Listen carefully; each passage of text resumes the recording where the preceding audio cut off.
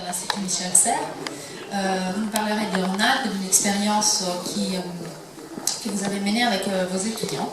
On peut peut-être commencer par là, en dressant un peu le récit de cette expérience. L'idée était celle de enquêter en la démarche de la région. Donc c'était une démarche de politique publique que vous voulez mettre en question avec vos étudiants, en mesurer les progrès, et surtout identifier qui étaient justement les acteurs de cette transition.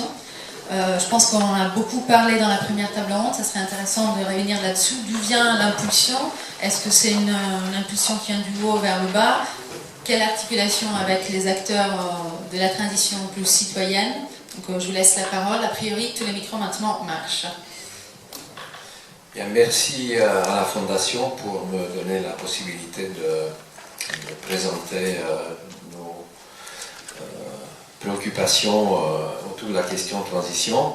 Merci Sylvia pour les discussions qu'on a eues pour mettre en musique tout cela. Je ne sais pas si je vais obéir tout de suite, mais je peux compenser après dans les temps de discussion et réponse, parce qu'il me semble important de cadrer la question des actions. Comment est-ce qu'on arrive à mettre en place des actions sur des échelles territoriales en dessous du national, et l'intérêt que ça a. En plus, les discussions tout à l'heure m'ont également poussé à faire un cadrage plus large de la question de la transition à l'échelle régionale. Donc le premier constat, en vous entendant, mais aussi, c'est pas aujourd'hui que j'ai découvert cela, me fait dire qu'en fait, depuis des lustres, on a à peu près tout dit, on a à peu près tout réfléchi, on a à peu près tout imaginé. Et que donc le problème n'est pas celui-là du diagnostic.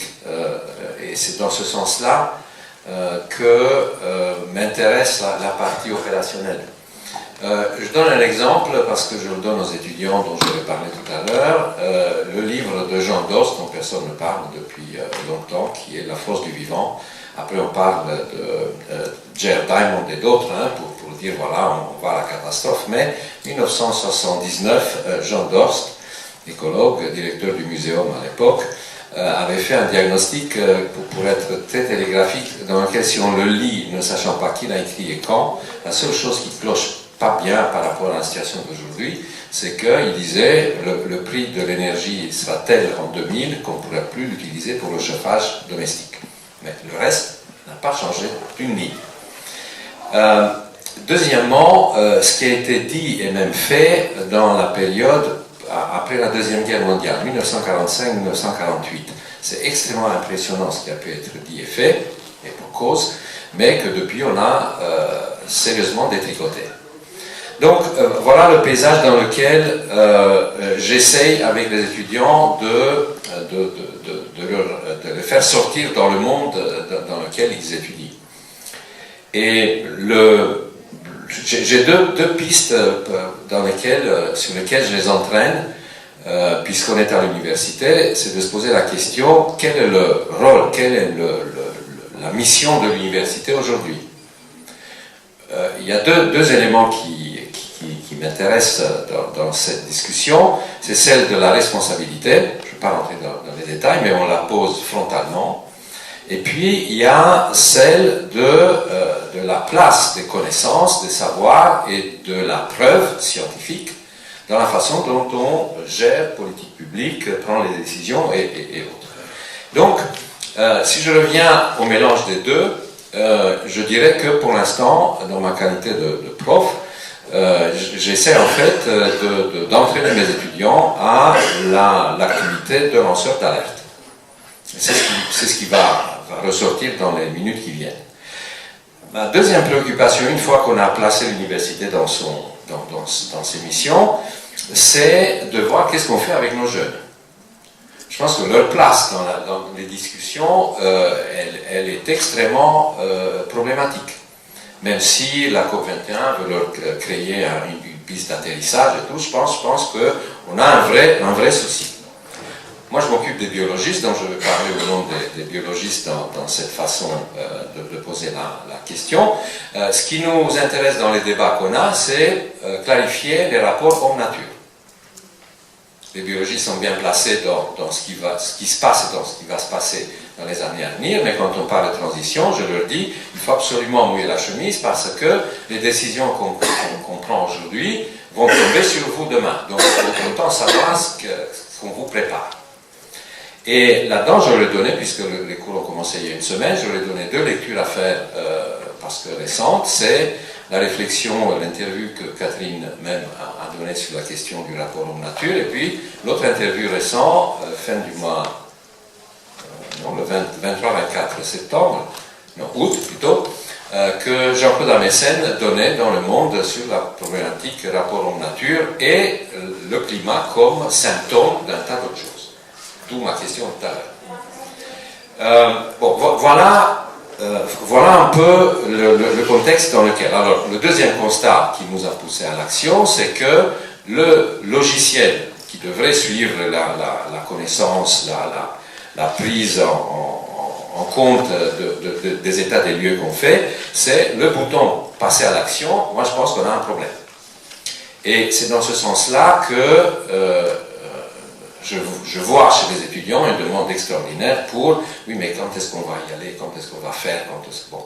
Ce qu'on a essayé de faire. Alors, depuis 3 ans, on travaille dans le cadre du cours Sciences et Sociétés sur la problématique transition. On a fait d'autres chantiers, mais vu le sujet, et en fait, c'est les 2 dernières et les 3 dernières années qui sont consacrées à ça.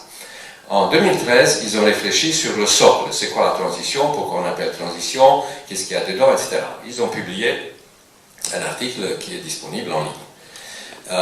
La série 2014, ils ont commencé par lire l'article, c'est-à-dire comprendre ce que c'est le socle conceptuel de la transition, et puis ils se sont penchés sur 2 situations complémentaires, le local et le global. Le local, c'était puisqu'on est à Lyon, ils ont essayé de faire la radiographie de la région Rhône-Alpes, en tout cas des acteurs qui portent en Rhône-Alpes la décision politique et économique, pour essayer de savoir la transition, c'est où dans ce paysage-là. Et puis, il y avait le global, puisque 2014-2015, l'agenda est exemplaire, on puise là-dedans, c'est des événements extrêmement importants, et ils ont travaillé sur, y compris la COP21. Alors, je vais m'éloigner de la COP21, mais dans les travaux qu'ils ont faits, ils ont identifié 3 publications qui sont à l'interface de la science et du politique. Et sur ces publications-là, on continue à travailler, mais je tiens absolument à les citer. L'une, c'est 2013, un groupe international des scientifiques très renommés a publié le Scientist Consensus Initiative, qui est je dirais une radiographie planétaire de pourquoi on est là, quelle est la situation, quels sont les enjeux et quels sont les liens, quelle est l'interdigitation entre les défis auxquels nous sommes confrontés, en identifiant 5-6. Ils disent, pas la peine de les traiter un par un, si on ne traite pas ensemble, je pense qu'on n'est pas bon. Et on est capable de traiter ensemble. Le deuxième, c'est un article publié par Olivier de Schutter, ancien rapporteur spécial des Nations Unies sur la problématique alimentaire, qui s'appelle le 5e programme de l'Union européenne. C'est un manifeste politique, et là-dedans, moi, ce qui m'intéresse à mettre sur la table aujourd'hui, c'est le fait qu'il met dans la balance le poids qui a la réflexion sur l'innovation technologique par rapport au poids que représente la réflexion sur l'innovation sociale et le déséquilibre qui se crée entre les deux. Et je pense que COP21 est un exemple assez intéressant dans ce sens. Le dernier article, c'est le rapport de ce que j'appelais la commission d'Oslo, qui se penche sur les déterminants politiques de la gestion de la santé globale. Et je pense que l'assemblage des 3, et c'est ce que les étudiants ont fait, nous montre qu'en fait, où que l'on regarde, c'est les mêmes déterminants politiques qui reviennent. Les asymétries politiques notamment, la force du marché, etc. Après, la question de la concurrence, ainsi de suite. Donc, voilà le paysage dans lequel les 2 séries d'étudiants ont travaillé. Donc, une composante de ce travail a été la radiographie de la région Rhône-Alpes sur la question de la transition territoriale. La série qui commence maintenant, il va terminer le boulot dans le sens où les 2 premières étapes nous ont permis de comprendre le concept, penser qu'on a compris le concept, et de produire la radiographie en s'intéressant aux acteurs qui, sur le territoire, portent cette transition. Et s'ils la portent, comment? La série actuelle va mettre en place, pour vous dire qu'on est dans l'action, une plateforme participative pour suivre à peu près en temps réel la transition en région Rhône-Alpes. À partir de là, on peut rentrer dans le pourquoi on le fait et comment on le fait. Je dirais, pour être télégraphique, et je pense qu'après la discussion peut rentrer dans les détails, on est parti de notre patriarche Michel Serres qui disait quelque part que les politiques ne doivent pas dire ce que le monde doit être, ils doivent donner les outils, les moyens pour le construire. Alors, on peut interpréter et réfléchir ce que ça veut dire les moyens et les outils. Nous, on a considéré que là, Michel Serres voulait parler des principes et des valeurs qui sous-tendent une action collective, une action de co-construction, et on a réfléchi sur les valeurs ou les principes en question. Et on les a mis comme préalable à toute discussion avec les acteurs du territoire. Alors, on a inventé une formule très barbare, mais bon, les temps étant ce qu'ils sont, ça va passer, qui reflète en fait cet assemblage de valeurs, de principes autour duquel nous travaillons, y compris au niveau local. C'est dire que toute action, toute décision doit être portée par le mélange intégré des éléments suivants, que ce soit socialement juste, que ce soit environnementalement responsable et que ce soit culturellement acceptable. Vous voyez la quadrature du cercle. On appelle ça SIERCA. Socially just, etc. etc. D'accord ? Et donc, avec ce préalable, les étudiants sont descendus sur le terrain pour interroger des élus, des représentants des pouvoirs économiques, des partis politiques, de la presse, de la société civile et des expériences alternatives. On a en Rhône-Alpes ce qu'ils appellent les GPRA, les grands projets de la région Rhône-Alpes, qui sont soutenus par les pouvoirs publics, qui sont assez emblématiques. C'est le Rhône médian qui tourne autour du Rhône comme axe de transport et de mise en cohérence d'un certain nombre de choses liées à nos activités économiques. Et puis à la Biovallée. On pourra revenir si vous le souhaitez. Et donc, sur l'ensemble du travail qui a duré en fait un semestre, ils avaient d'autres choses à faire que le travail dont je vous parle ici. Sciences et sociétés, ça paraît anecdotique, mais ça leur prend beaucoup de temps. Et donc, on a rédigé les conclusions de ce travail sur la question rhône-alpine. Et je vais lancer là un peu les échanges avec les autres territoires, puisque si je traduis la formule que Michel Serres nous avait écrite, et à partir de ces valeurs-là, on pouvait se dire, il y a en fait deux possibilités dans les outils que les territoires ont à disposition. Soit ils décident qu'ils mènent une politique forte, dans laquelle ils mettent l'accent sur une transition qui est pilotée politiquement. C'est le cas du Nord-Pas-de-Calais, qui ont déclaré forfait aujourd'hui, c'est très dommage. Et puis en Rhône-Alpes, où notre analyse considère qu'on est devant une stratégie attentiste, une stratégie qui éventuellement accompagne des initiatives locales pour les faire émerger et pour les stabiliser. Mais si je reviens à Biovallée, l'expérience pour la vivabilité territoriale de cette façon de faire l'économie sur un territoire qui fait 2000 km², 50 000 habitants, elle est exceptionnelle.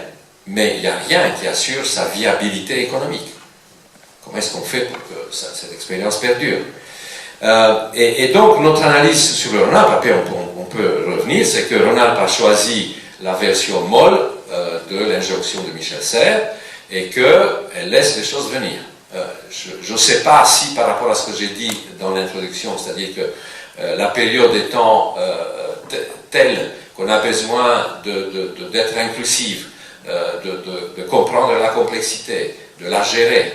Et donc, faire cette gestion en étant éclairé par les savoirs et par la preuve scientifique, je ne sais pas si la démarche alpine est vraiment crédible. Merci beaucoup, Johan, pour cette introduction. On voit bien qu'on est à l'interface entre différents niveaux, le niveau politique, le niveau de l'administration locale, le niveau des connaissances, comment la science, la société et les citoyens dans cette boucle se réajustent. Je passe tout de suite la parole à Jean-Philippe Magnin, qui nous présente donc la démarche des Pays de Loire, en précisant peut-être effectivement quelle est l'intensité avec laquelle et quelle est aussi l'historique, puisque ça ne date pas de hier, de ce projet sur votre territoire. Ce que tu viens de dire me fait rebondir sur une chose, c'est peut-être la première chose quand on parle de territoire, c'est à la fois de les présenter et puis d'évaluer à la fois l'histoire et ce qui se passe réellement sur ces territoires, parce que les comparer, comme on fait souvent en France d'ailleurs, ce qui génère une concurrence territoriale en dessous de l'État-nation qui était évoqué tout à l'heure, parce qu'on n'a jamais assumé une vraie décentralisation en France, avec ses spécificités, avec ses engagements, qui fait qu'aujourd'hui, quand on critique l'État-nation, c'est parce que aussi, sur nos territoires, et ça c'est important quand même comme préalable, on a très peu de marge de décision sur nos orientations comme sur nos financements. Même si ça progresse gentiment, je vais prendre l'agriculture, où on a à subir des décisions sans y participer pour nos territoires, où on est la deuxième région agricole de France. Alors, la dernière loi de décentralisation nous amène un arbitrage plus important sur le deuxième pilier de la PAC, mais on n'est pas encore dans le fait que les élus régionaux, en lien avec les acteurs du territoire, peuvent déterminer la politique agricole du territoire, puisque la PAC est au-dessus et va fixer les déterminants, et notamment pour les producteurs et les agriculteurs de notre territoire. Et donc un type d'agriculture sur lequel on ne peut que réparer plutôt qu'influer sur le fond et remettre en cause profondément le modèle. Donc, pour dire, est-ce qu'on est une région en transition, je suis incapable de dire, est-ce qu'on est une région en transition, ou est-ce qu'on est uniquement en réparation d'orientation sur un modèle qui ne convient pas à notre territoire, et par la décision publique, on essaye ici ou là, dans l'industrie, dans l'agriculture, par rapport à la transition énergétique, de prendre des décisions qui vont permettre d'avoir un peu moins mal. Enfin, je dis clairement ce que je ressens après quelques années d'élu sur ce territoire. Je pense que dire qu'on serait dans une transition, une transformation profonde du modèle, voire un terme que je préfère à transition, dans une révolution, cette révolution d'ailleurs qu'on évoquait nous, écologistes, en 2009, pour parler de la révolution écologique des territoires, qui serait sans doute un terme plus approprié, puisque c'est une véritable révolution qu'il faut. Alors c'est pas le grand soir, je suis d'accord, mais c'est une révolution parce qu'on remet en cause l'ensemble des indicateurs qui prédisent notre système productif ou qui régissent notre système productif aujourd'hui. Et le problème, c'est que même si on prend des décisions qui améliorent effectivement, qui réconcilient partiellement le rapport homme-nature, par exemple quand on fait une industrie plus propre et qu'on prend plus en compte quand on installe une usine le rapport à l'environnement, on est dans une précaution par rapport au rapport homme-environnement, mais on ne remet pas en cause le système productif mondial et local qui est basé uniquement aujourd'hui, ou très très très majoritairement, sur une économie des matières premières et qui nous pose un vrai problème, puisqu'on applique du pétrole et on applique aussi d'autres matières premières qui, dans le monde, fait le déséquilibre global du système et dont on subit, nous, les conséquences sur nos territoires, voire même qu'on fait perdurer par un certain nombre de décisions qui ne sont pas assez radicales.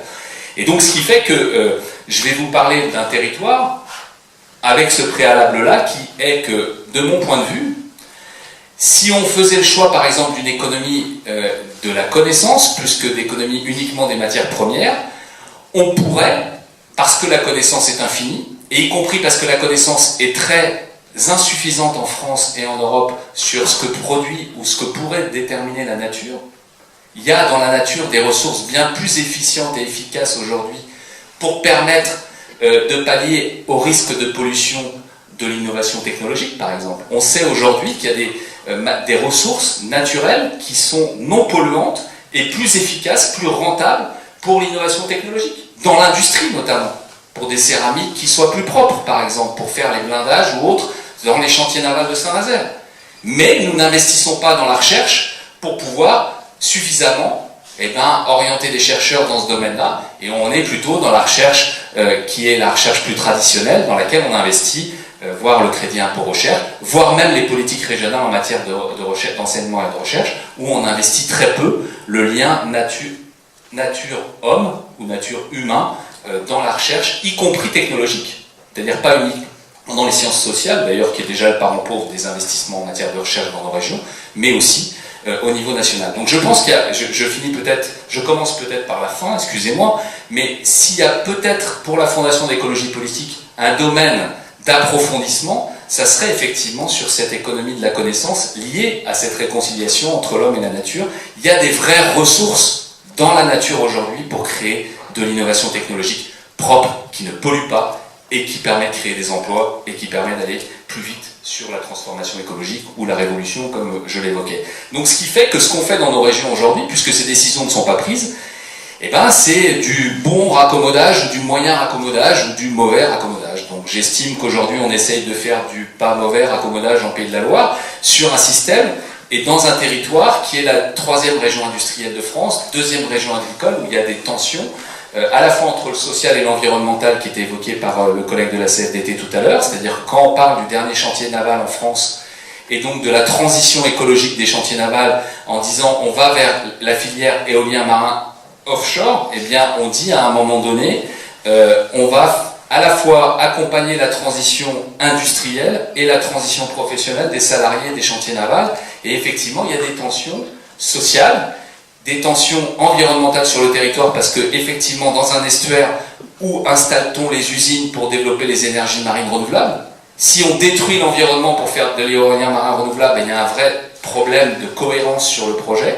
Et donc les écologistes que nous sommes, nous avons participé à la fois dans le soutien du développement d'une filière des énergies marines renouvelables, mais aussi en prenant en compte la protection de l'environnement, et cette condition qui paraît pour nous importante pour prévoir l'avenir, c'est de ne pas détruire l'estuaire de la Loire et sa richesse, y compris sa richesse naturelle, et de faire coexister ces cultures, ce qui n'a pas été fait pendant l'ère industrielle, puisqu'on était plutôt pour créer de l'emploi, développer et progresser, pour un rapport au débat de tout à l'heure, nous avons plutôt, dans la majorité des cas, détruit. Ce qui a fait dire à l'opinion publique ou aux décideurs que les écologistes étaient contre l'économie et contre l'industrie. Moi je revendique le fait, et souvent, que nous sommes les premiers supporters du développement industriel et du développement économique, mais en tenant compte de ce lien homme-nature qui est aujourd'hui fondamental et qui est peut-être la clé d'entrée plus que le climat, me semble-t-il, sur un projet mondial ou un projet local par rapport aux différents critères que nous devons prendre en compte pour nos politiques régionales et territoriales. Et c'est vrai que du coup, ce qui se passe dans l'agriculture par exemple, quand avec nos collègues socialistes de la majorité, on parle du développement du modèle agricole, avec la réserve que j'évoquais par rapport aux politiques européennes, et bien souvent on nous répond oui, nous avons maintenant conscience, parce que autant apparemment on n'y croyait pas, mais maintenant on est d'accord avec vous, il faut développer le bio, les circuits courts, l'agriculture paysanne, etc. Sauf que parallèlement à ça, on continue à subventionner massivement les industries agroalimentaires, on développe, alors là qui fait débat dans le monde des écolos, une voie qui s'appelle l'agriculture écologiquement intensive, mais qui ne remet pas en cause l'utilisation notamment de pesticides ou autres dans l'agriculture, qui n'est pas sur le volet circuit court parce qu'elle mise aussi sur une agriculture d'exportation, donc on a des débats qui ne sont pas tranchés. Donc on va continuer à subventionner massivement cette agriculture-là en disant oui, on va faire quelques concessions pour développer le bio, les circuits courts, la vente directe et autres, mais c'est quand même le sous-ensemble d'une véritable politique agricole. Et tu citais Olivier de Schutter, je pense qu'aujourd'hui, si on prend conscience des problématiques mondiales en matière d'alimentation, de répartition des ressources et aussi de la question des sols, nous ne pourrons pas continuer à exploiter les sols comme c'est fait pour développer l'agriculture conventionnelle et exploiter ces sols, voire détruire ces sols comme c'est fait aujourd'hui pour produire de l'alimentation qui n'est pas de qualité, en faisant croire que c'est pour le bien de l'humanité parce qu'il faudrait nourrir à terme 9 milliards d'individus.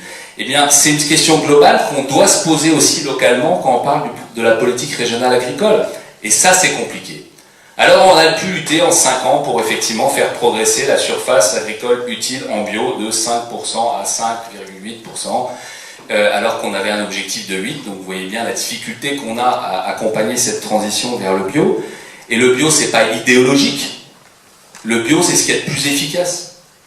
Et en plus de plus sécure sur le plan de la santé. Donc je veux dire, là, à un moment donné, si pour assurer une transition agricole, on est obligé de faire un compromis sur ça, ça devient compliqué.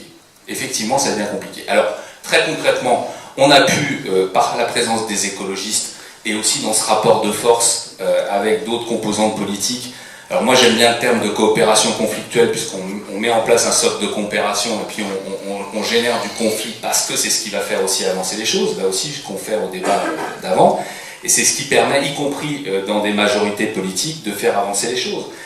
On a pu, par exemple, faire progresser considérablement sur la restauration scolaire dans les lycées, puisque c'est une des compétences régionales dans les lycées, la restauration bio, circuit court, qui maintenant concerne 20% des lycées. Ça peut paraître peu, mais pour nous, en partant de zéro, c'est beaucoup.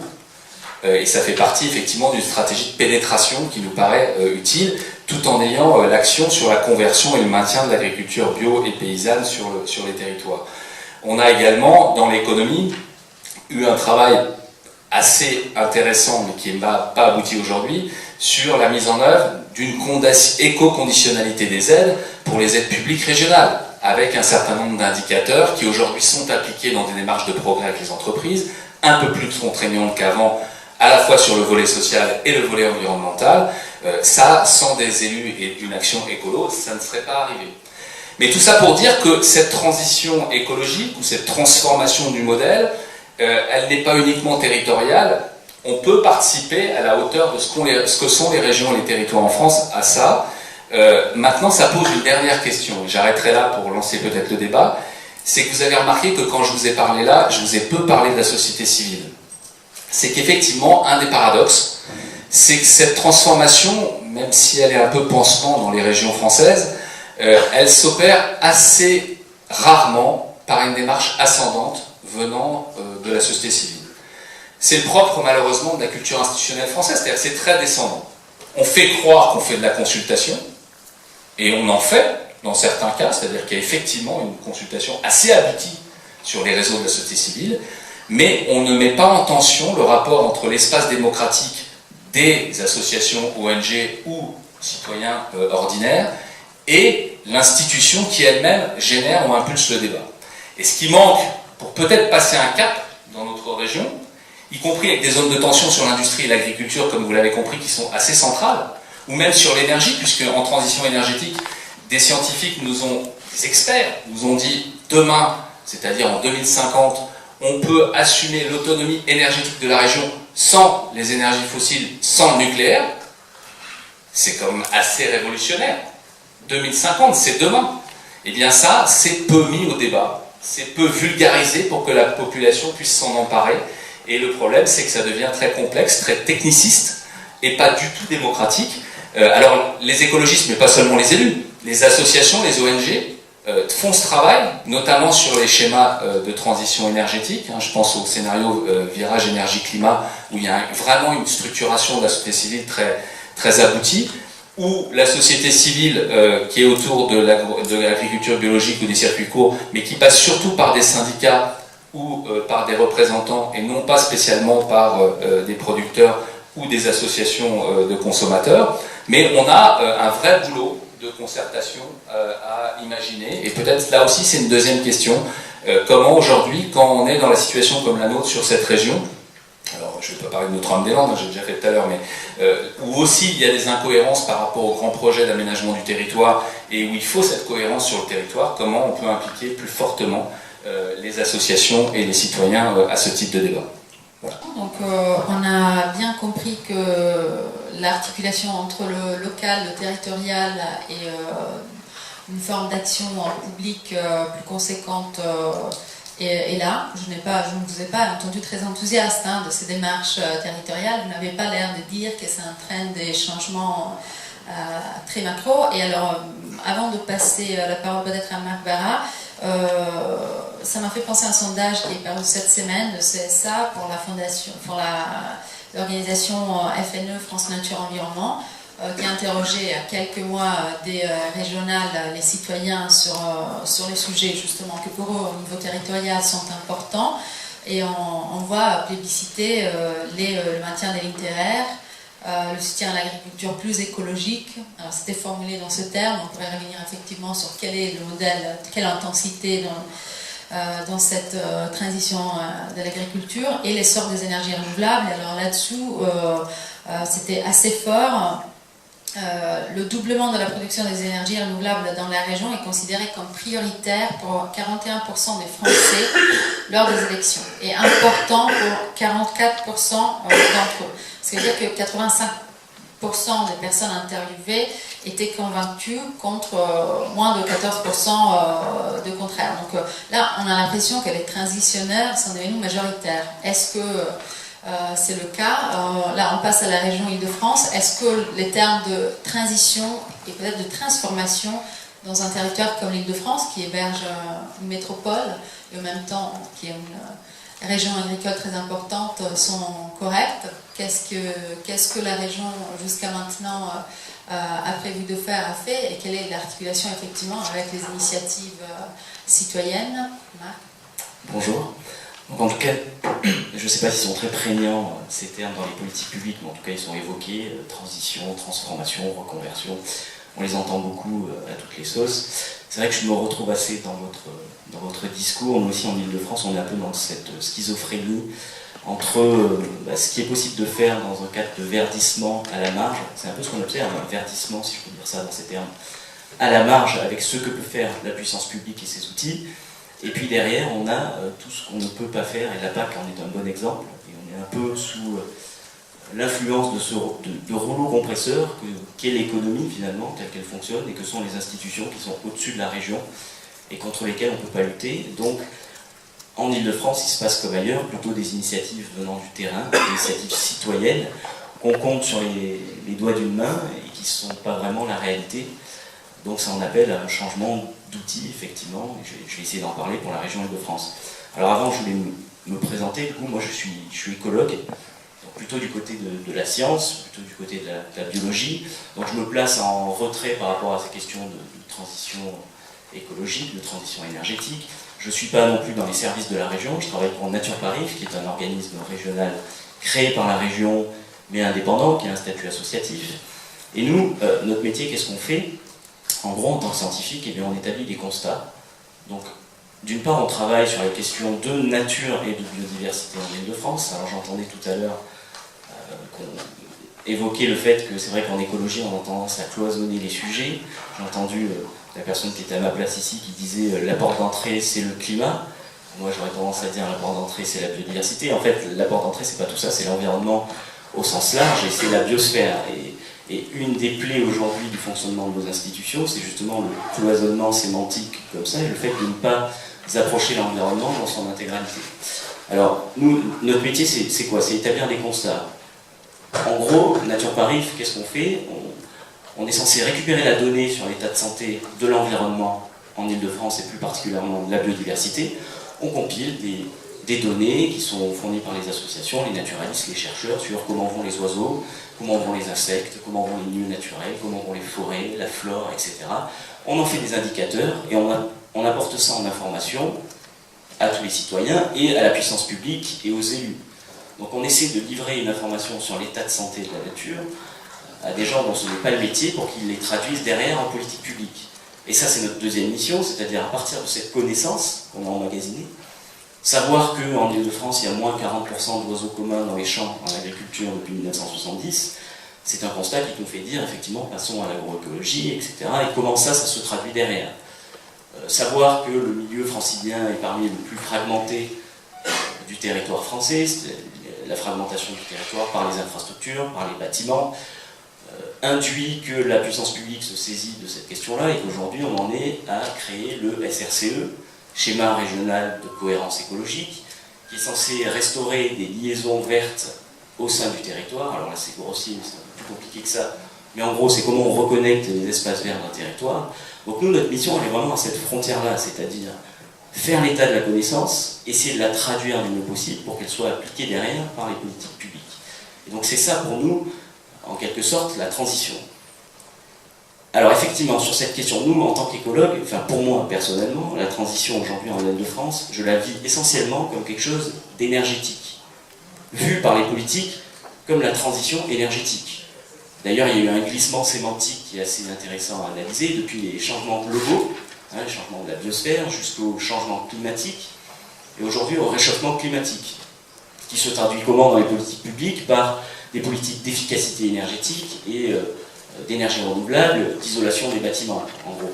Et j'ai l'impression, moi j'ai cette impression-là, qu'on a réduit aujourd'hui la question de l'écologie à l'énergie et à l'efficacité énergétique. Ce qui ne règle pas nos problèmes derrière de biodiversité, et comme tout est lié dans la biosphère, de sol, on avait parlé, d'eau, etc. Donc cet enjeu d'appréhender l'environnement et l'écologie d'une manière beaucoup plus intégrée est très important pour nous. Parce qu'en plus, je ne voudrais pas qu'on se lance dans une espèce de fausse transition, justement, en ayant la focale qui est dirigée uniquement sur l'énergie. Aujourd'hui, il y a des fausses bonnes idées. Je pourrais en citer une. Vous avez peut-être lu le rapport du RAC, du Réseau Action Climat, sur les émissions importées par la France. Bah, typiquement, à l'échelle d'une région comme l'Île-de-France, la majorité des impacts climatiques, ils ne sont pas en Île-de-France, qui est une région désindustrialisée, ils sont en dehors de ses frontières. Et donc, la plupart des solutions d'atténuation qui ont été privilégiées aujourd'hui, vous me direz peut-être que pour vous, dans la salle, ce qu'on peut faire de mieux en matière d'écologie du bâtiment, c'est les bâtiments aux nouvelles normes, BBC, basse conso, énergie positive, etc. Si on fait le bilan sur l'ensemble du cycle de vie de ces bâtiments-là, vous verrez qu'ils consomment exactement les mêmes matériaux qu'avant, les mêmes isolants d'une base pétrole, seulement ils ont émis des émissions ailleurs et on ne les comptabilise pas dans le plan national, dans le plan régional. Donc ça c'est pour moi aujourd'hui les tâtonnements qui font qu'on est dans une sorte de transition pas complète et qu'on peut faire les mauvais choix. Donc mon message là, le premier message c'était allons vers une approche un peu plus intégrée de l'environnement qui tient compte du climat, de la biodiversité, des sols, de l'eau et tout ça en interaction pour dessiner les politiques publiques. Je vais peut-être m'arrêter là et puis après on reprendra sur d'autres questions de débat. Merci Marc. On voit beaucoup de réalités et beaucoup de sujets déjà sur la table sur ce terme de transition et de transformation. S'il y a des premières réactions, on peut peut-être tout de suite passer le micro. Autrement, moi j'ai plusieurs questions à vous poser. Donc, il y a deux personnes. Oui, je suis tout à fait d'accord avec ce que Marc Barra disait. Est-ce que vous pourrez vous présenter pour Léon-Christophe Étilé. Je suis tout à fait en phase avec ce que dit Marc Barra. Moi, je voulais revenir sur ce que disait M. Magnien. Est-ce qu'à un moment donné, il ne faut pas aussi, en tant qu'élu, en tant que citoyen, en tant qu'habitant, se reposer la question de l'emploi? Est-ce qu'on n'est pas encore plongé dans le mythe de l'emploi pour tous, des 30 Glorieuses, et qu'on a du mal à se sortir de cette clé d'entrée dans les débats publics? Dire, ben oui, là on oppose l'emploi à l'environnement, l'emploi le territoire, on essaie de faire rêver les gens avec, on va créer des emplois, l'économie verte, j'en passe et des meilleurs, alors que ce n'est pas si vrai que ça, et que la connaissance est très bien, mais grosso modo, il n'y a pas forcément beaucoup de gens qui arrivent à vivre de la connaissance, et qui en vivent correctement, donc la qualité de vie liée aux ressources, je dirais économiques, même monétaires, qui permettent de vivre. Est-ce qu'il n'y a pas quelque chose qui se joue à cela et qui permet aussi de regarder l'espace qu'on occupe pour ces activités, au détriment des trames vertes, de la nature au sens très large?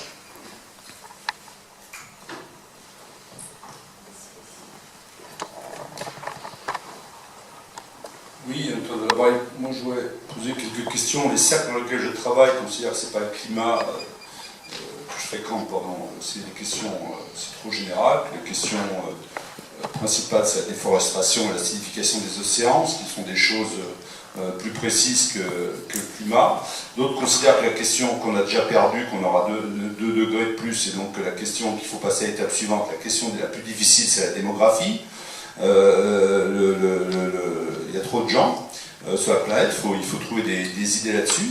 Dans le cadre de la construction d'une maison commune que je souscris, dit Lucille, est-ce qu'on ne pourrait pas, sur l'ensemble des questions, convoquer des gens qui ne sont pas d'accord? Là, on a trois, on a des personnes qui discutent sur Rhône-Alpes, c'est trop mou, Jean-Philippe s'interroge sur les questions des trop technicisés, des débats technicisés. Et bon, on est un certain nombre à être Europe Écologie et Verts. À l'heure actuelle, dans la région Loire-Atlantique, il y a des gens qui se réclament écologistes qui se tapent sur la gueule. Il y a qui sont partis, il y a François de Rugy, il y a Gilles Denigaud, il y a Europe Écologie Verts. Est-ce qu'on ne pourrait pas les inviter dans cette maison commune et de voir pourquoi, vu l'ampleur des problèmes qu'il y a à l'heure actuelle, on n'arrive pas à se mettre d'accord sur un certain nombre de solutions politiques, quitte à être en désaccord sur un certain nombre de sujets, les alliances, etc. Mais c'est tellement, les problèmes sont tellement énormes, on n'arrive pas à comprendre. Sur la question de Paris, je pose une question à Marc. Moi, j'ai posé une question à la responsable de l'Europe Écologie Verts. Est-ce qu'on pourrait avoir comme projet l'autonomie alimentaire de l'Île-de-France? Impossible. Elle a réfléchi, voilà, où tout ça sort, pourquoi ce débat n'est pas posé. Là, ce que tu viens de dire, moi, me déprime sur les maisons passives, parce que je ne sais plus quoi faire, quoi.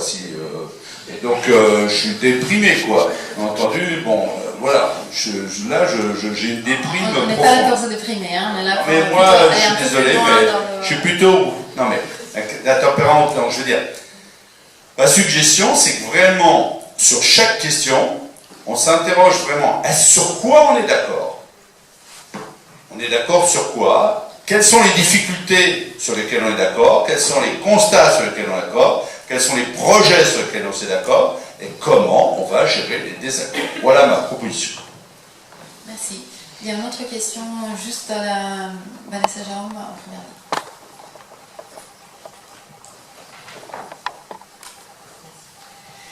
Oui, Vanessa Jérôme, politiste et membre du conseil scientifique de la Fondation de l'écologie, spécialiste des carrières militantes chez Europe Écologie et les Verts notamment, mais aussi avec une expérience d'élu. Donc je me retrouve beaucoup dans ce qui a été dit et dans la première table ronde et dans la seconde, et en vous écoutant, je me pose une question.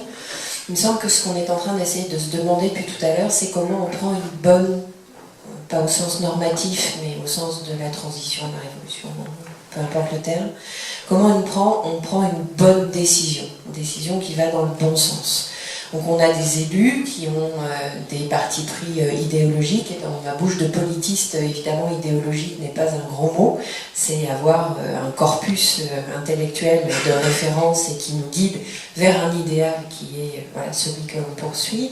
Donc des élus qui sont souvent insatisfaits, parce que je t'entendais Jean-Philippe, et je sais, tout ardu que tu es dédié à la tâche, dire que c'est encore pas facile de closer, voilà, de d'éco-conditionnaliser les aides régionales.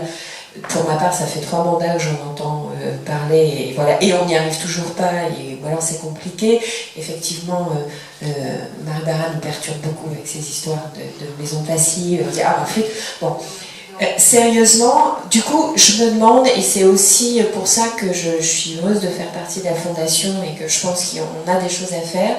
Il me semble qu'on est chacun détenteur d'une sorte d'information qu'on considère pertinente, c'est-à-dire il y a des scientifiques de sciences dures ou de sciences molles, sciences sociales, peu importe, qui essayent de fabriquer des informations, des rendus de terrain. On fait des enquêtes, on travaille, on est chercheurs, on fait de la recherche, on a des résultats, on veut les communiquer à la société civile et aux élus, et ils en font partie aussi. Je ne sais pas pourquoi toujours cette dichotomie, là on a un tracé, un Yalta qui me semble moi tout à fait peu opérationnel, mais ce serait un autre débat. Donc, il y a d'un côté des chercheurs qui ont des informations à transmettre, des citoyens qui prétendent, à juste titre, avoir un avis sur tout, des élus qui prétendent avoir été élus sur un programme qu'ils sont là pour réaliser, même 40 ans plus tard, quoi qu'il arrive, ou coûte que coûte. Moi, ce qui m'interpelle, c'est comment est-ce qu'on fait. Alors, je ne sais pas si c'est une maison commune, je suis humble, mais en tout cas, un mode de dialogue permanent. Comment on l'organise, ce mode de dialogue permanent? Les enquêtes publiques, elles n'arrivent jamais au bon moment. À un expert, il y a toujours un contre-expert qui vient dire autre chose. À un élu de majorité, il y a toujours un élu d'opposition. À un élu d'une mandature à un instant T, il y a toujours un héritage de la mandature précédente. Donc, moi, ma question, c'est ça, c'est comment est-ce qu'on peut être plus opératoire sur la manière d'organiser ce dialogue, cette chaîne d'information, finalement, pour peu qu'on se mette d'accord sur à quel moment on la considère comme juste, c'est-à-dire pertinente, éclairante pour la décision, et comment on maintient ce lien en continu, parce que là, tout le monde va repartir, moi dans mon labo, Jean-Philippe dans sa région, un tel, voilà, à Nature Paris, et puis hop, le lien va se délier. Donc il me semble que la Fondation, elle a aussi ce rôle-là, c'est d'entretenir au quotidien le dialogue, mais pour peu que ce soit utile, et peut-être de quelle manière chacun là, tout de suite pendant la table ronde, vous l'entendez. Peut-être sur pourquoi on n'a pas invité des intervenants politiques. Je crois que c'est vraiment pas le sujet de la table ronde qu'on voulait organiser sur la transition et la transformation aujourd'hui. Et puis l'idée était vraiment celle d'aller plutôt dans l'échange à fond et en cherchant effectivement des projets, puisque le but du Forum de l'écologie politique est aussi celui de réfléchir au projet de la Fondation pour l'année 2016, donc comment on est plus pertinent sur ce sujet. Et je pense que la parole de politique est intéressante, mais on ne voulait pas du tout organiser un débat politique entre représentants politiques. Donc on a mélangé les genres en proposant justement à des chercheurs, à un responsable politique qui a l'expérience de terrain, mais qui ne sera pas réélu, ce qui fait sortir aussi du débat sur les élections régionales en cours, et un écologue de dialoguer sur cette question. Et je reviens sur ce que disait effectivement Vanessa Jérôme, merci pour cette intervention. L'idée est celle de savoir comment on commence à créer effectivement des connaissances communes sur les termes de transition et de transformation. La proposition le projet des étudiants en Rhône-Alpes de créer une plateforme participative, alors après on peut s'interroger sur les termes de participative, contributif, et j'espère que la façon dans laquelle on a ouvert le dialogue au forum puisse nourrir nos réflexions là-dessus. Et à mon avis, une piste intéressante. Est-ce que c'est une plateforme de connaissances en ligne qui peut justement alimenter ce dialogue et garder ce lien et ce fil? Est-ce que c'est un groupe de travail qui se déplacerait et qui ne sera pas fixe à Paris tout le temps sur cette question de transition de territoire? Et puis surtout, moi ce qui m'intéressait le plus en vous entendant et en essayant d'organiser ce forum, c'est comment de la question locale et territoriale, on en fait effectivement un projet politique, un projet de société dans lequel on mutualise des connaissances, on mutualise des expériences et alors du coup on réinvente peut-être le progrès ou la progression, puisque aujourd'hui on a utilisé le mot progression, donc je pense que ça reviendra au fur et à mesure. Donc vous voulez tout de suite rebondir sur la question de l'emploi, peut-être? Oui, je veux bien, bien que je pense que c'est une question du coup qui mériterait sans doute un travail beaucoup plus approfondi, parce que c'est assez récurrent.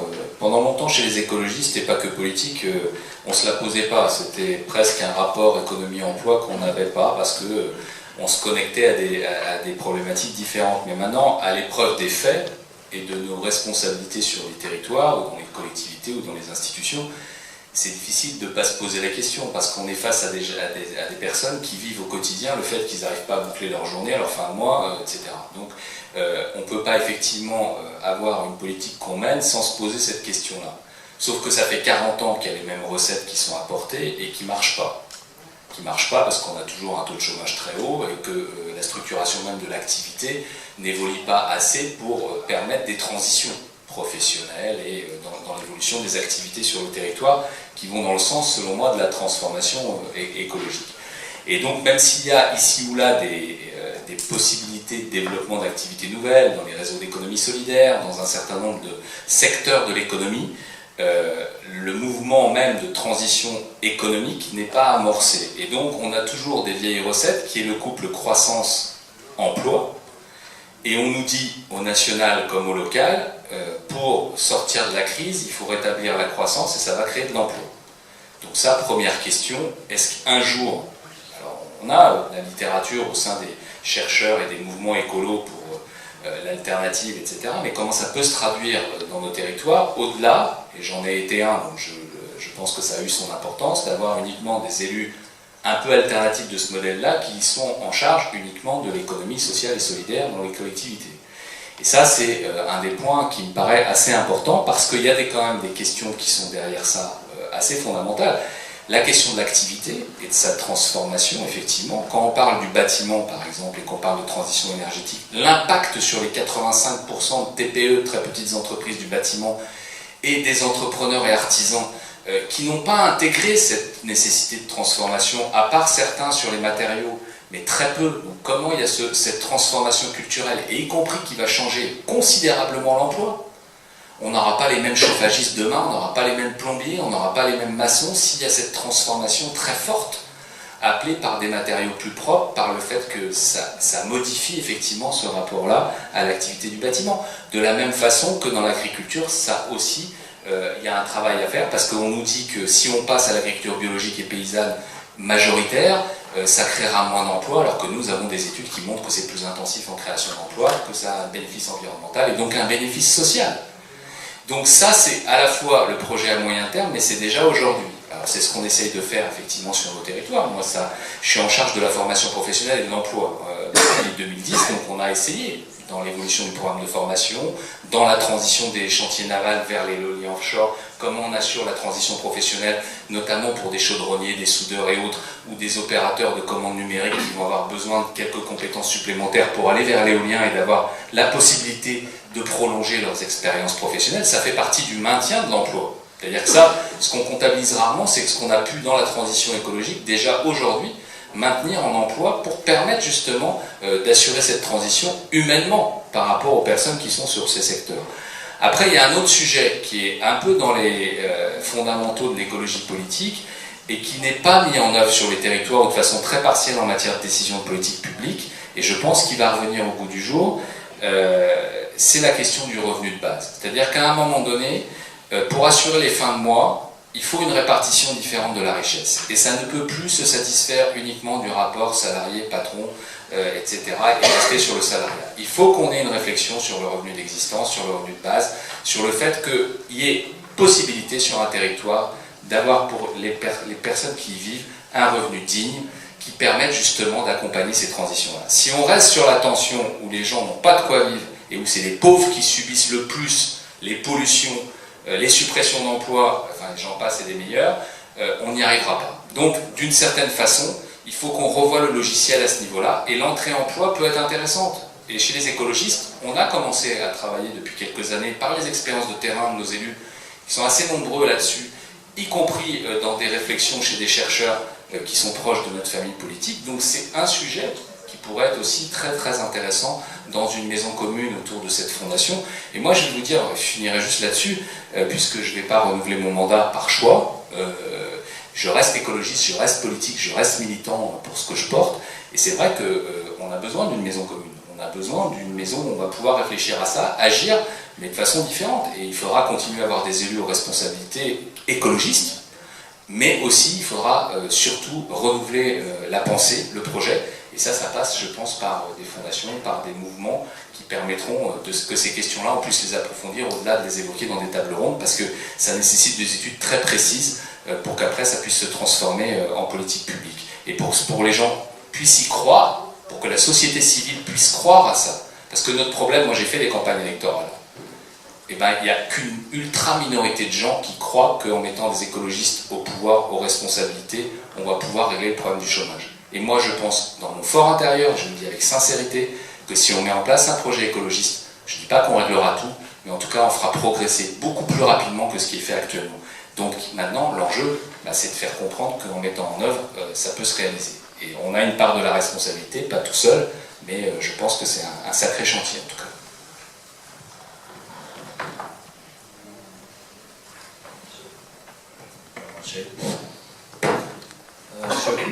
Je vais essayer de rassembler autour de la question peut-on se mettre d'accord sur. Il me semble que dans le travail qu'on fait avec les étudiants et plus largement dans l'Institut Michel Serres, on est conscient que c'est probablement la question la plus difficile. Encore une fois, par rapport à l'histoire et la mission des universités, il me semble que c'est aussi l'endroit où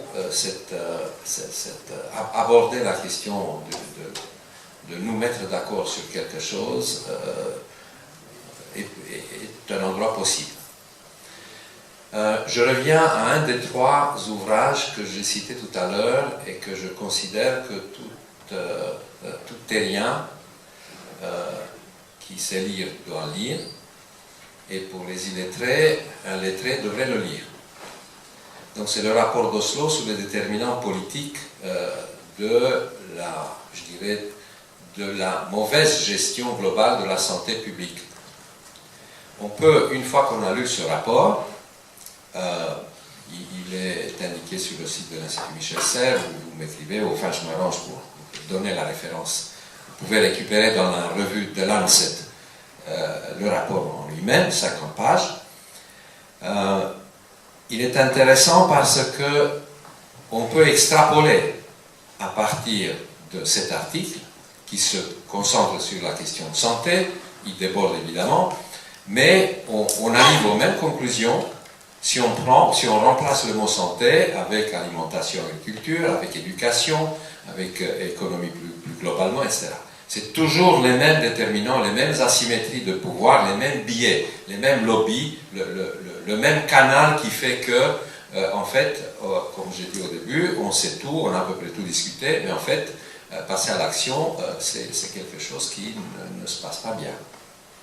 Donc, comment est-ce qu'on peut avancer sur le chantier de se mettre d'accord?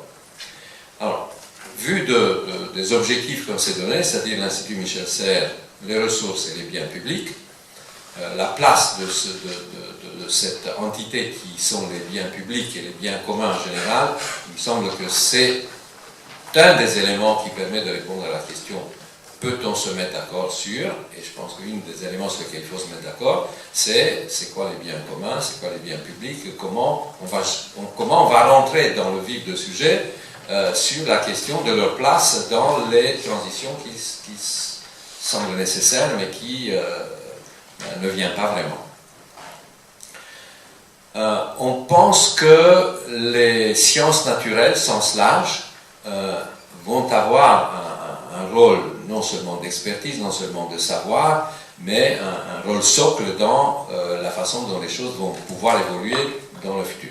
Parce qu'il y a des ressources renouvelables et non renouvelables, et dans les renouvelables, l'essentiel, c'est des biologiques. C'est comme ça, on va prendre le pouvoir, et puis c'est comme ça que ça va se passer. Mais ça ne peut pas se passer si les sciences naturelles continuent à exercer, comme elles le font par exemple avec un lobby européen sur la recherche du végétal, EPSO. Et donc nous, on a décidé de construire une alliance forte entre ce que peuvent faire les sciences naturelles et ce que le droit peut faire. D'où l'interface qu'on construit avec les collègues de Nantes, ou le programme LASCO, ou les suites du programme LASCO, autour de la question même de la transition, est en chantier. Ils vont commencer par produire un dictionnaire sur la transition, etc., etc. Je pense qu'il faut les aider. Mais depuis le moment où j'ai commencé à discuter avec les juristes, les gens du droit, les problèmes qui nous entourent, moi j'ai changé de façon de voir les choses. Et je pense que là on a une piste, parce que il faut pas se leurrer. On pourra apporter les chiffres les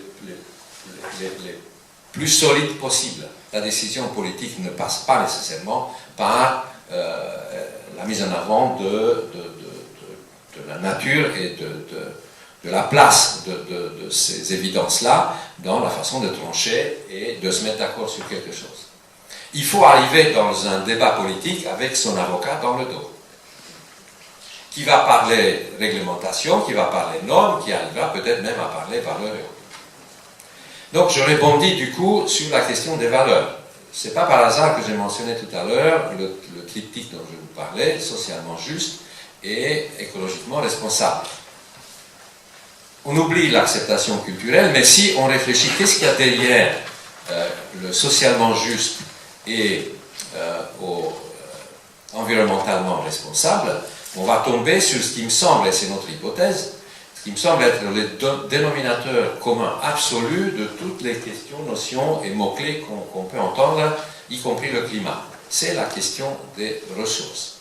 Les ressources comme un ensemble, dans lequel j'inclus les ressources humaines. C'est sur cette question-là que le dumping social-environnemental s'exerce, c'est sur ces questions-là que les conflits les plus élaborés dans le monde, la géopolitique de ce monde, se construit. C'est pas pour 1 degré de plus, c'est pas pour 3 espèces de moins. On se bat depuis la nuit de temps pour comment est-ce qu'on fait pour que les ressources n'arrivent pas où on veut. Pour la plupart des gens. Donc, socialement juste, ça veut dire c'est réajuster la distribution, l'accès aux ressources sur cette planète pour arriver à donner à chacun le minimum vital. Qu'est-ce que ça veut dire environnementalement responsable? À mon avis, il veut dire comment est-ce qu'on fait pour que la base qui génère et régénère des ressources puisse le faire en continu, pour nous, pour les générations futures, etc. C'est encore une question de ressources. Évidemment, le rapport aux nature, c'est quoi la nature, c'est quoi les ressources dans la nature, c'est culturellement sophistiqué. Mais je pense qu'on peut se mettre d'accord sur le fait que ce qui nous relie du matin au soir, en termes d'individus, en termes de société et en termes d'écosystème, c'est la question de ressources. Je pense qu'on ne peut pas sortir de là. Donc, si je dois répondre à la question, c'est quoi la transition pour nous? Eh bien, je pense que c'est la formule qui nous permet de passer d'un système qui devient de plus en plus vulnérable socialement et environnementalement vers un système qui devrait être résilient socialement et environnementalement. Qu'est-ce qui se passe entre les deux? Et on se pose la question, à travers les valeurs que j'ai mentionnées ici, sur une façon, une métaphore qui devrait nous permettre aussi de se mettre d'accord. Le système ne peut pas passer de vulnérable à résilient si on n'a pas à l'esprit le fait que les individus, les sociétés et les écosystèmes doivent être reconquérir, retrouver un état de santé raisonnable. Donc, la métaphore autour de laquelle on travaille, c'est santé individuelle, sociale et environnementale. Je pense que avec des valeurs simples, suffisamment globales, les listes que nous donnent les objectifs du millénaire, 17 objectifs majeurs, 100, je ne sais pas combien, 169 au détail, ces listes d'épiciers, on ne peut pas se mettre d'accord dessus. Il faut se mettre d'accord sur 2-3 principes valables qui, après la transition, va transposer dans les territoires avec des trajectoires qui tiennent compte des potentiels, des cultures, des histoires qui sont chaque fois caractéristiques de ces territoires. Arriver avec des solutions élaborées, je pense que ça ne peut pas marcher. Donc, mon hypothèse, et c'est ce que j'aimerais faire dans les années à venir, c'est on part des principes simples sur lesquels je ne vois pas comment on ne peut pas se mettre d'accord, ou alors on est de très mauvaise foi, et à partir de là, on essaie de construire une démarche autour de l'accès et de la gestion des ressources. Voilà un peu ce qu'on a décidé de faire. Merci. Merci. Alors, oui, on peut effectivement répondre à certaines questions. Moi, je retiens quelque chose d'assez important de ce que vous venez de dire, Johan. La question de l'objectif de cette transformation. Parce que le mot transition est un processus. Donc, on est dans cette phase, effectivement, on est dans cette démarche dans laquelle on s'aperçoit que plusieurs acteurs veulent. Le constat, en tout cas, est là. Donc, plusieurs acteurs se rallient à ce constat. Il faut effectivement changer de mode de consommation, de mode de production, de mode d'organisation aussi de la société, mais vers quoi en temps? Donc vous proposez de cadrer effectivement la question vers une meilleure distribution, voire redistribution des ressources, et j'ai bien entendu le mot humain et pas seulement naturel, ce que je pense être très important. Le bon mot, c'est réajustement de ressources en fonction de ce que je disais, besoins vitaux et capacité du substrat écosystémique de répondre à ce réajustement. C'est une équation compliquée, mais je pense qu'on ne peut pas éviter d'aller la chercher. Voilà, et peut-être on pourrait effectivement aussi rebondir par la suite là-dessus, puisque si on commence à se donner des objectifs, effectivement on est vers une transformation, on n'est pas seulement dans un processus, puisqu'un processus qui va vers quelque chose qui n'est pas au préalable défini, ou en tout cas sur lequel la société n'a pas fait un constat, me semble un peu plus vulnérable, pour reprendre le mot, que si on se donne un objectif.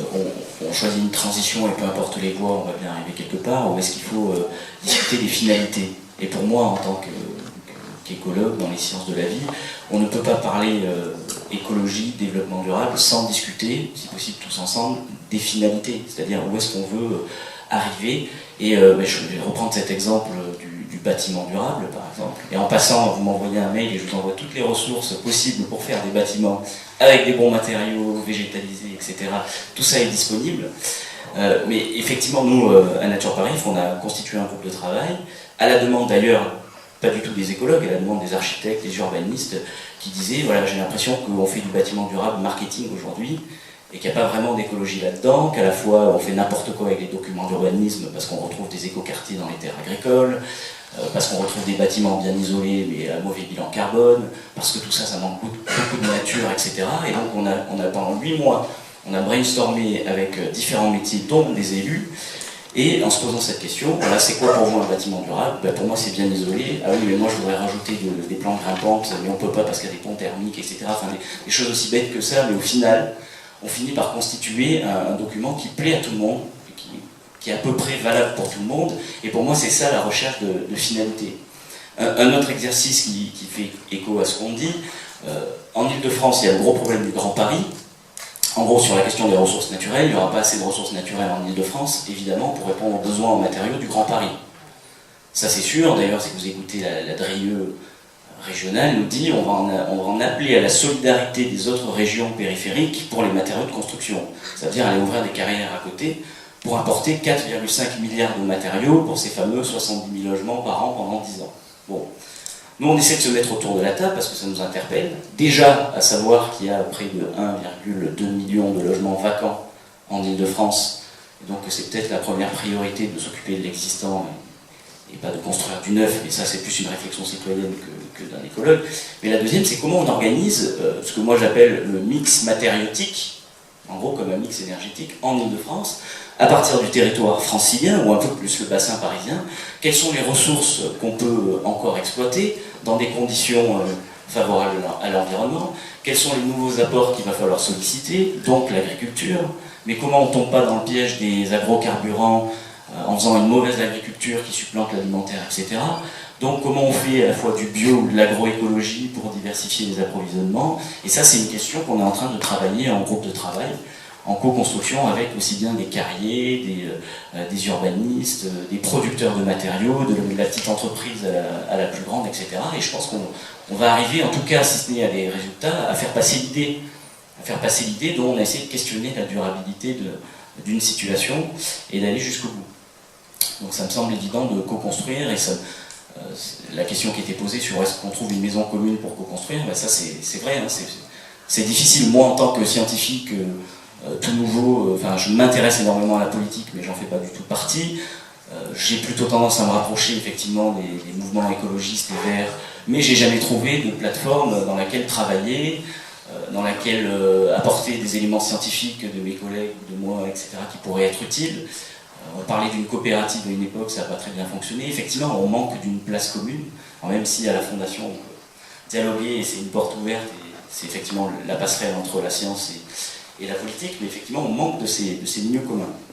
Voilà, et peut-être un dernier mot sur cette question de l'emploi, parce que ça me paraît assez important. Nous, ce qu'on constate en Ile-de-France, c'est qu'il y a, ce que je dis toujours aux étudiants quand on discute en écologie, en matière de biodiversité, de nature, il y a un boulevard pour l'innovation. Alors je ne parlerai pas de progrès, peut-être d'innovation, parce qu'effectivement faire de l'agroécologie, c'est pas utiliser des machines, des pesticides, etc., mais c'est innover dans la compréhension de l'écosystème, d'utiliser la lutte biologique, d'utiliser la connaissance des sols, des plantes, etc. Et c'est une innovation impressionnante.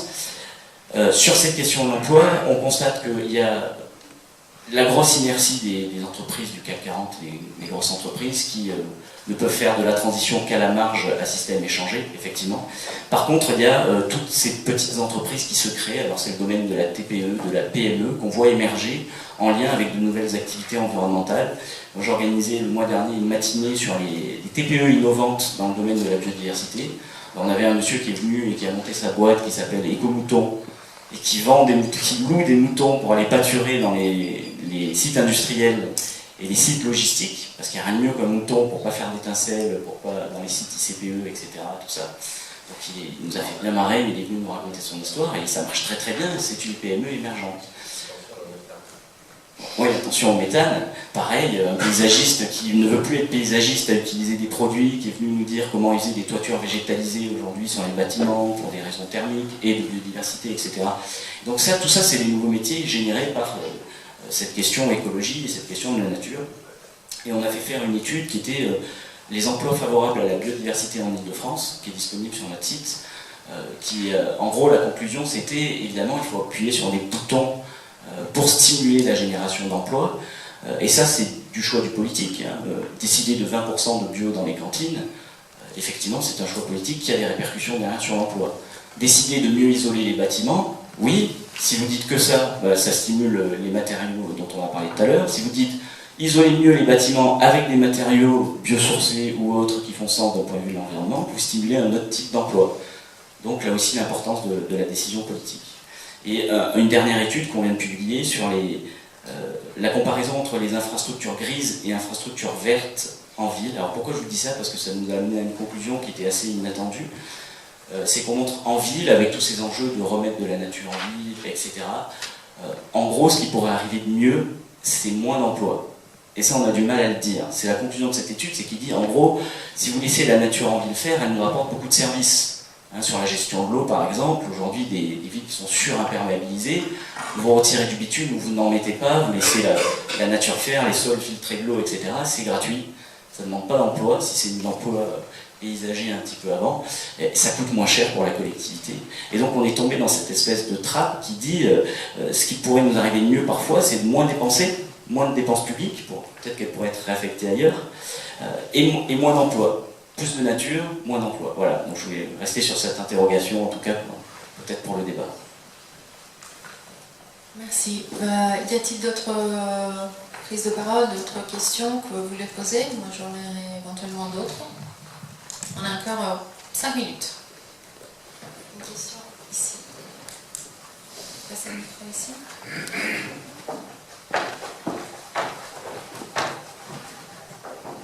Jean-Denis Bourg, je travaille à Air France.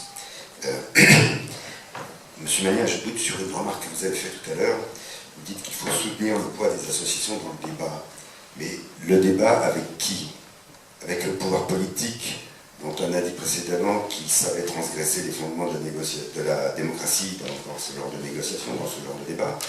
Ou bien est-ce qu'il s'agit de l'oligarchie financière qui tient les rênes de toute notre économie, donc de toutes les décisions qui sont prises, et en particulier par les politiques?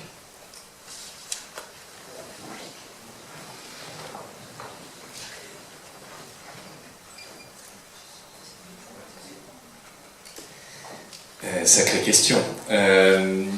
Y compris, je ne pense pas que j'ai toutes les réponses ou la réponse universelle. J'ai simplement de l'expérience, à la fois comme acteur associatif, puis après comme élu, et ayant participé à des luttes. Et j'ai pu voir l'effet pervers que j'ai évoqué tout à l'heure sur la gestion du dossier de Notre-Dame-des-Landes est une illustration. C'est-à-dire on a un espace qui est lié au droit. Le droit nous ouvre un espace démocratique. Et cette légitimité de cet espace est remise en cause par le monde associatif, on va dire, ou des citoyens. Ou en tout cas, une partie qui est représentée. Parce qu'on peut se poser une autre question, est-ce que ce monde associatif représente l'ensemble de l'opinion publique, etc. Et de la même façon que le scrutin de la démocratie représentative, comme il y a une abstention record, on peut se demander de se poser, là encore, on revient sur la question de la légitimité. Et donc je pense que si on va sur ce débat de la légitimité, on n'arrive pas à trouver de solution, puisqu'on ne peut pas dire que les uns sont plus légitimes que les autres, puisqu'il y a, je pense, une illégitimité globale du système démocratique. Donc sans doute il faut le réorganiser, et ça ne veut pas dire ne plus avoir d'élections, ne plus avoir d'élus, etc. Moi je suis plutôt pour promouvoir le fait qu'on développe, d'avoir une démocratie représentative, mais le problème qu'il y a aujourd'hui, c'est qu'il n'y a pas d'espace d'échange qui est réel. C'est-à-dire qu'il est soit descendant et très consensus mou, c'est-à-dire en gros ils viennent dans l'hémicycle d'une région et il y a du monde, parce que tout le monde vient, parce que quand même avec les subventions il faut quand même qu'on se montre, etc. Parce qu'il y a aussi ce rapport-là. Et puis il y a l'inverse, et qui est plutôt de la contestation avec, on parlait d'Alternativa tout à l'heure, Alternativa ne veut pas négocier avec les pouvoirs publics. Et pourquoi pas? Donc il y a peut-être l'acceptation de différentes formes de tensions dans la société, Et qu'aujourd'hui, moi, ce qui me fait réagir, c'est pas spécialement de dire il faut créer un modèle alternatif de la concertation ou de la démocratie participative, c'est de laisser la pluralité. Et moi, ce qui me choque en tant qu'élu, c'est que j'ai face à moi, je dis face à moi, certains collègues qui prônent une uniformisation du système démocratique, y compris de la relation avec la société civile. Et donc je pense qu'aujourd'hui, il faut laisser sans doute de la liberté et de la souplesse pour l'expression citoyenne, et y compris accepter la confrontation.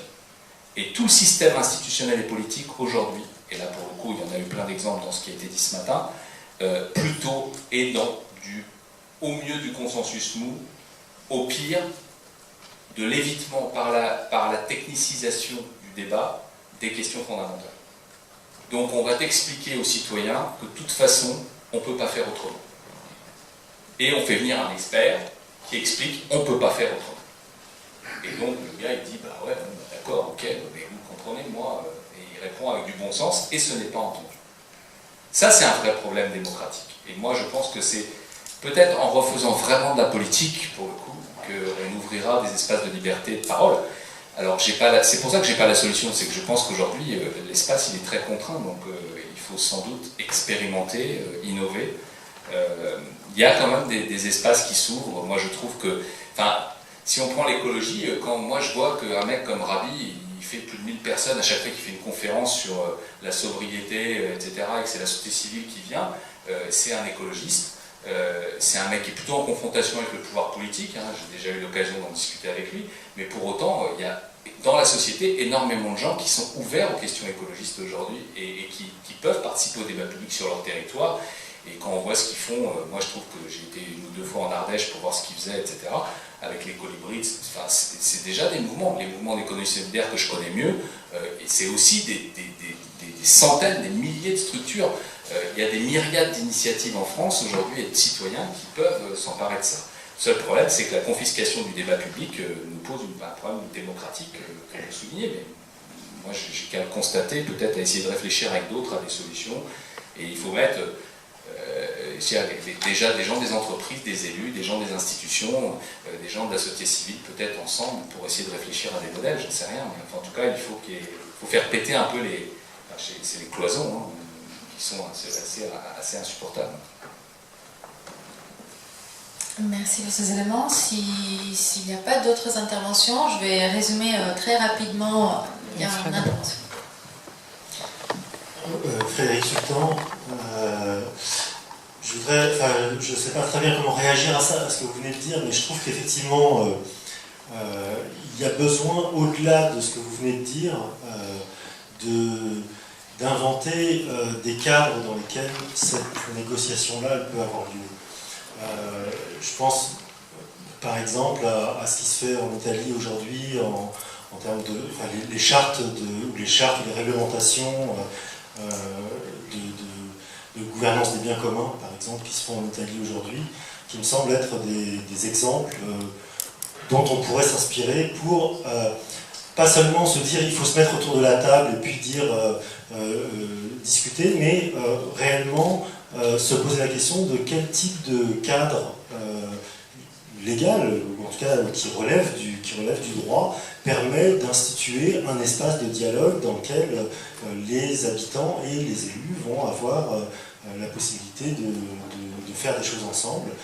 Les habitants vont avoir la possibilité de réclamer le fait d'accéder aux ressources, vous parliez des ressources tout à l'heure, pour pouvoir les gérer et les gouverner de manière autonome, en tout cas de reprendre la main sur ce qui se fait. Il y a effectivement toute une myriade d'actions, d'activités, d'initiatives qui sont prises par les habitants. Aujourd'hui, elles sont prises dans une espèce de no man's land juridique, en tout cas. C'est de l'ordre de l'auto-organisation. Peut-être qu'à un moment, le parti politique des écologistes, il devrait se poser cette question-là dans ces termes-là, et pas seulement sur quelles mesures doivent être prises sur tel ou tel domaine, mais comment est-ce qu'on repense cette question de la participation citoyenne, de la gouvernance, de l'autogouvernance par les habitants, d'une forme de subsidiarité qui permet aux habitants de se saisir de ces questions-là et de les régler. Il existe bien entendu un certain nombre de dispositifs dans la loi, en termes de concertation, de consultation publique, etc. Mais au-delà de ça, je pense que là, il y aurait des choses à inventer, effectivement des choses à inventer, qui aillent sur le terrain du juridique ou presque du constitutionnel au niveau local, et qui s'inspirent, par exemple, de ce qui se fait en Italie aujourd'hui. Voilà,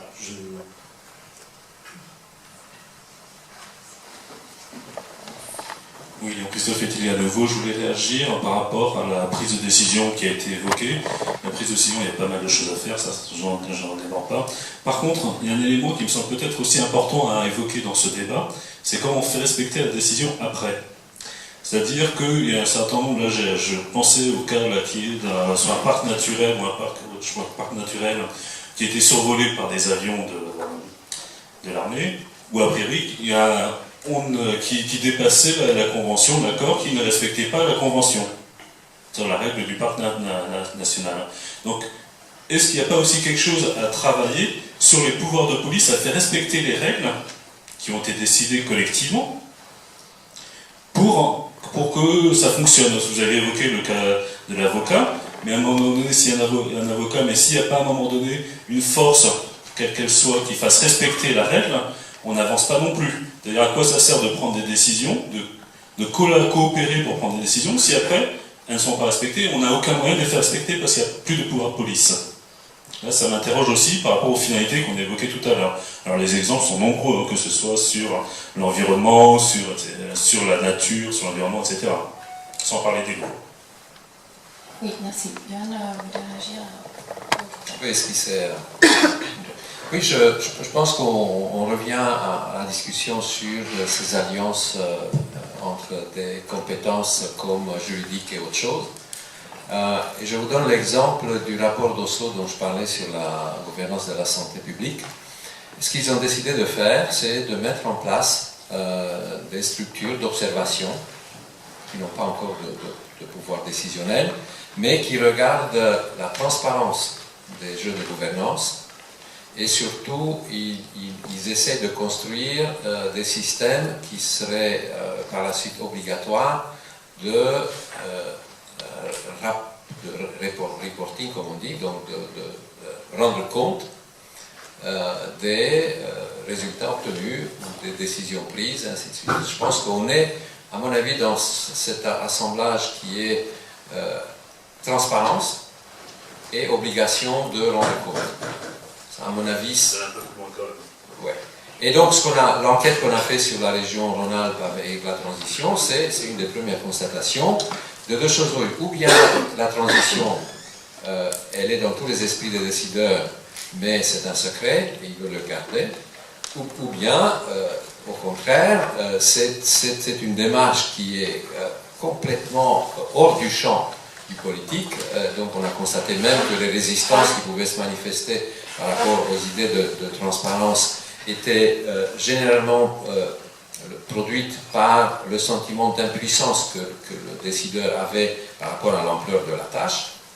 Qu'est-ce que je vais faire pour passer du business as usual, comme on dit, à cette autre chose qui est une transition soutenue par des valeurs que j'essaie de distiller dans la discussion.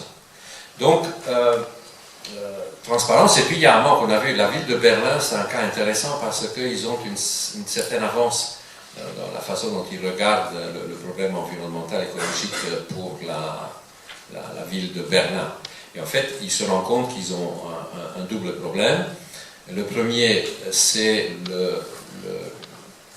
le fait que le système administratif et politique fonctionne par tranche. Les grands secteurs, les responsables de l'eau, de l'air, etc. Et le fait que le jeu de données est en fait peu ou pas compatible entre les différentes tranches d'activité. Et donc, qu'est-ce qu'on fait? Comment on gère les masses de données dont on dispose pour que ce soit transparent et pour que les capacités de rendre compte soient faisables et crédibles?